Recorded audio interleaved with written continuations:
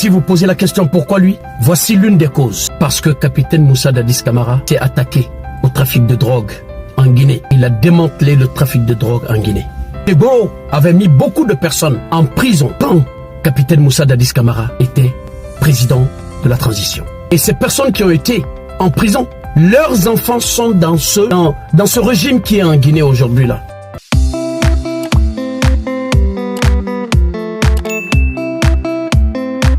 Sur cette vidéo, je suis avec Maître Almami, l'un des meilleurs avocats de la défense de capitaine Moussa Dadis Camara et l'un des meilleurs avocats de la Guinée. Et dans ce procès, mes frères et sœurs, capitaine Moussa Dadis Camara s'est fait entourer par des grands avocats qui tentent de lui sortir de l'engrenage dont il se trouve aujourd'hui. Mes frères et sœurs, suivez-moi cette vidéo, elle est très importante. Maître Almami Traoré, il est très fort. Suivez cette vidéo, très importante. Et nous allons répondre aux questions posées de Maître Almami dans cette vidéo. Mon grand frère Gassimou, c'est lui. J'ai reçu beaucoup de choses de lui. Bon, aujourd'hui j'ai pris la permission avant de venir plaider ici. Parce que la charte des Kouroukan-Foucault impose à ce que les jeunes puissent respecter les aînés. Je vais le faire avec un style approprié, pas celui utilisé par le confrère de la partie civile. Parmi les mesures prises, le gouvernement a fait un communiqué interdisant toute manifestation le jour du 28 septembre. Ce seul jour, ce seul jour. Écoutez très bien. Nous vivons dans un contexte d'interdiction générale et systématique de toute manifestation. Le temps du général Mamadi Doumbouya, là. Mais lui, le péché de son gouvernement, c'était d'interdire le seul jour-là. Le seul jour-là. Mais après, moi, je me pose la question, pourquoi Dadis? Pourquoi lui? Maître Almami, pourquoi lui? Je vais répondre pour que les Guinéens sachent pourquoi. Pourquoi lui? Un, parce que capitaine Moussa Dadis Camara s'est attaqué au trafic de drogue en Guinée. Il a démantelé le trafic de drogue en Guinée. Il a mis beaucoup de personnes, Tchebo avait mis beaucoup de personnes en prison quand capitaine Moussa Dadis Camara était président de la transition. Et ces personnes qui ont été en prison, il y a beaucoup d'entre eux, ces personnes qui ont été en prison, leurs enfants sont dans ce nouveau gouvernement, dans ce régime qui est en Guinée aujourd'hui là. Si vous posez la question pourquoi lui, voici l'une des causes. La deuxième, vous voyez aujourd'hui, la Guinée est devenue une route de marigot pour l'Occident aujourd'hui. L'Occident que capitaine Moussa Dadis Camara a voulu écraser dans notre pays. L'Occident que capitaine Moussa Dadis Camara a rejeté combien de fois? Il a voulu arracher la Guinée dans la main de l'Occident et redonner la Guinée aux Guinéens. Vous savez très bien la façon dont il parlait à Bernard Kouchner. Vous savez très bien la façon dont il parlait à l'envoyé de l'Allemagne qui était en Guinée. Vous avez très bien vu capitaine Moussa Dadis Camara clasher l'Occident pour leur dire que oui, la Guinée n'appartient pas à l'Occident, la Guinée appartient aux Guinéens. C'est ce même l'Occident-là qui est derrière colonel Mamadi Doumbouya aujourd'hui. L'ambassade de la Russie, quand il est venu voir général Mamadi Doumbouya, 2 jours après, le conseiller près de Emmanuel Macron s'est déplacé pour venir voir général Mamadi Doumbouya. Et 2 semaines après, l'envoyé direct, l'envoyé spécial du Pentagone est descendu en Guinée pour voir général Mamadi Doumbouya. Votre pays est divisé. partagé par ces puissances-là aujourd'hui. Capitaine Moussa Dadis Camara rejetait ces gens-là. Ce sont eux qui sont derrière tous ces acharnements-là. Parce que ils veulent coûte que Capitaine Moussa Dadis Camara soit en prison, reste et demeure en prison tout au long de sa vie. C'est pour ça, mes frères et sœurs, pour qu'ils puissent s'accaparer de nos biens, pour qu'ils puissent piller nos biens, comme ils avaient l'habitude de faire. Mes frères et sœurs, c'est rien que ça, rien que cela. C'est l'Occident qui est derrière tout ça, pour rendre petit Capitaine Moussa Dadis Camara.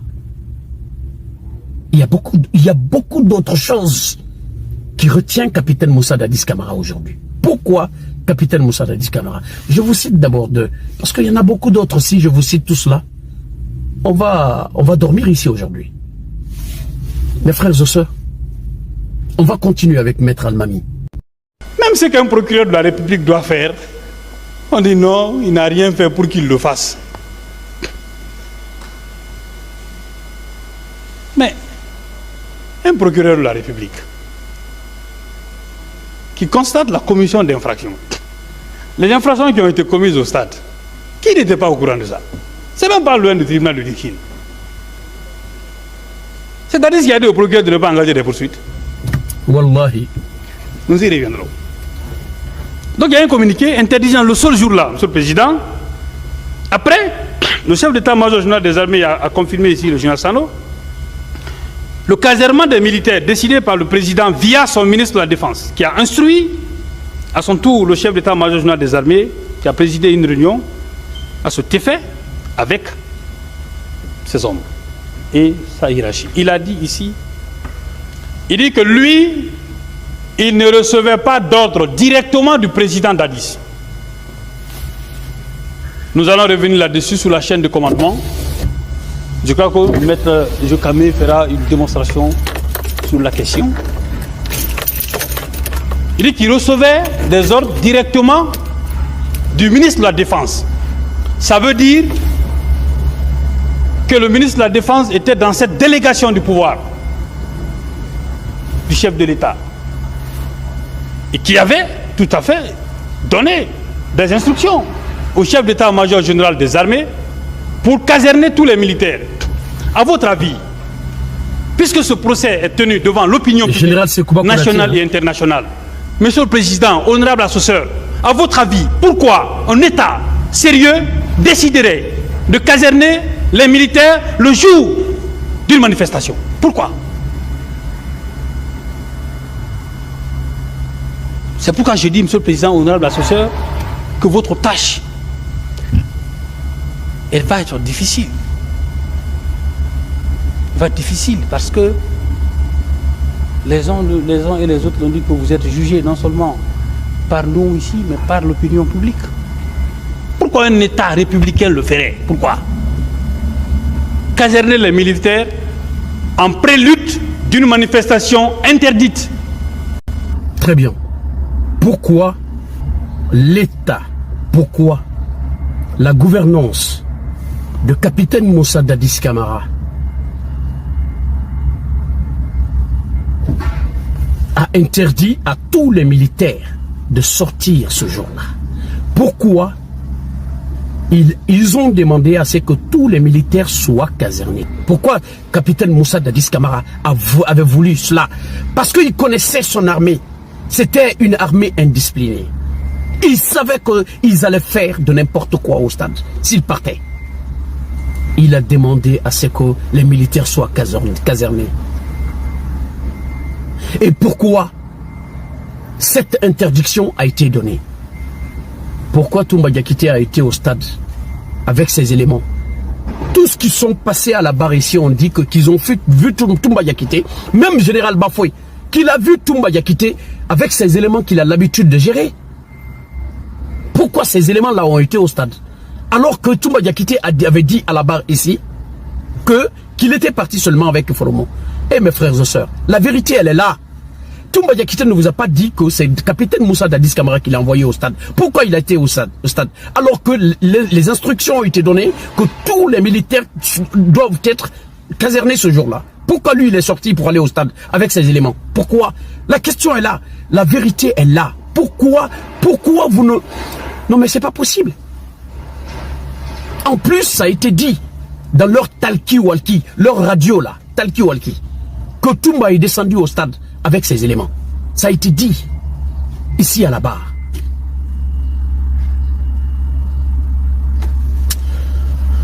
C'est pas possible, mes frères.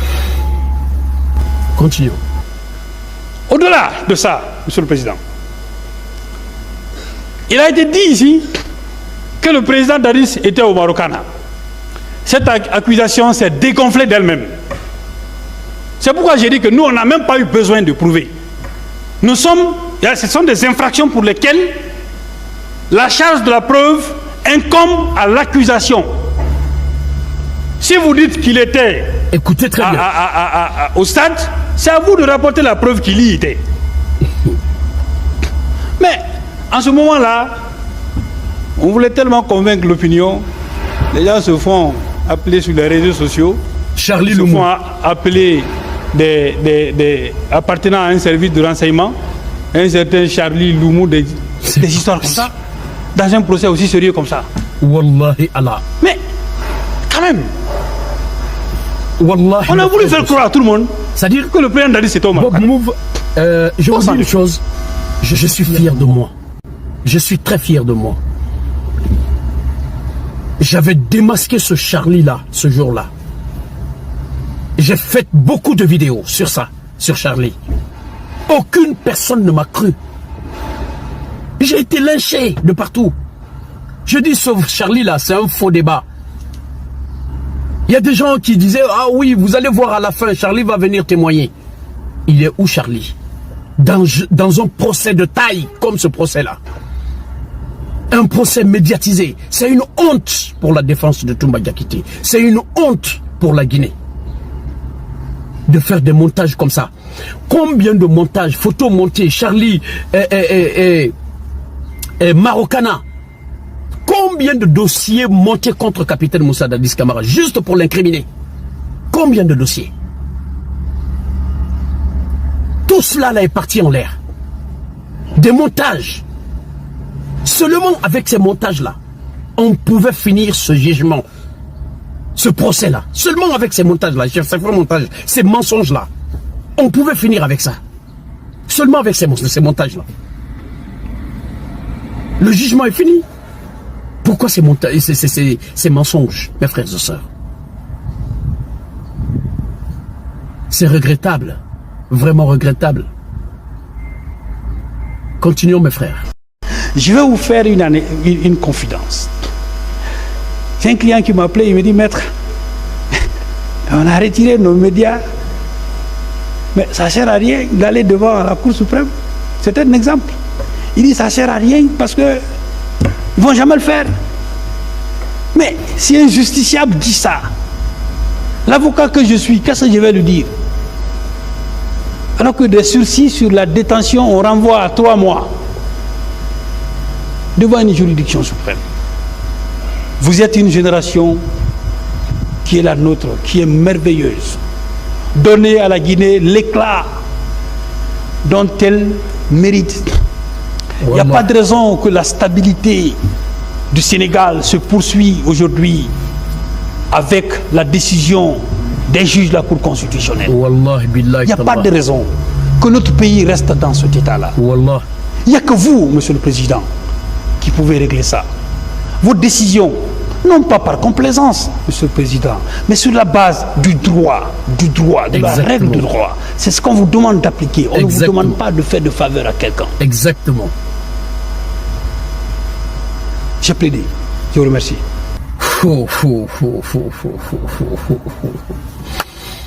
Bravo, maître Almami. Bravo, bravo, bravo, bravo. Mes frères et sœurs, cet avocat, il est l'un des meilleurs avocats de la Guinée. Il est trop fort. Mes frères et sœurs, elle est là la vérité. Capitaine Moussa Dadis Camara est bien entouré par des grands avocats de notre cher pays, la Guinée. Mais ce que je trouve, mes frères et sœurs, on fait quoi que ce soit, eux ils veulent coûte que coûte condamner capitaine Moussa Dadis Camara. Ils veulent coûte que coûte l'anéantir pour ne pas qu'il se présente aux élections présidentielles. C'est juste ça. Pour ne pas qu'il se présente aux élections présidentielles. Mais la condamnation, nous luttons contre ça. On ne veut pas, nous ne voulons pas à ce qu'il soit condamné. Et c'est ce que nous sommes en train de faire. C'est ce combat-là que nous sommes en train de faire. Pour ne pas qu'il soit condamné. Parce qu'il est innocent. Il n'a rien fait. Merci pour votre aimable attention. Merci de partager largement cette vidéo. Vive capitaine Moussa Dadis Camara, le patriote des patriotes, le panafricain des panafricains. L'homme honnête, sincère, qui aime et qui a aimé son pays, la Guinée. Je vous remercie mes frères et sœurs.